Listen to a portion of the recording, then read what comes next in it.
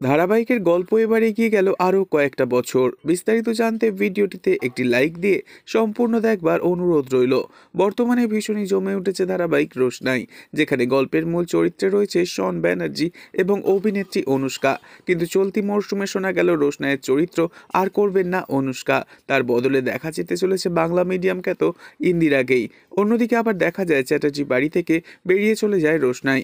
Contact অনুযায়ী রোশনাইয়ের এখনও অনেকগুলো কাজ বাকি রয়েছে সেই জুয়েলারি কোম্পানির সাথে। আর সেই কোম্পানির অ্যাড শুটে রোশনাইয়ের বিপরীতে আবারও একবার দেখা যায় সেই আদিত্য কাপুরকেই। আদিত্য কাপুর ও রোশনাইয়ের মেলামেশা দেখে আবারও ভীষণই মনে মনে কষ্ট পায় আরণ্যক। জোকের বসে আদিত্য কাপুর রোশনাইকে বিয়ে করার প্রতিশ্রুতি দিয়ে দেয়। আর এরপরই আচমকাই গল্প এগিয়ে যায় আরও কয়েকটা বছর। মুম্বাইতে রোশনাই নিজের প্রোডাকশন হাউস খুলে ফেলে, আর সেখানেই আরণ্যক চ্যাটার্জি এবং তার স্ত্রী গরিমা চ্যাটার্জির মুখোমুখি হয় রোশনাই এত বছর বাদে।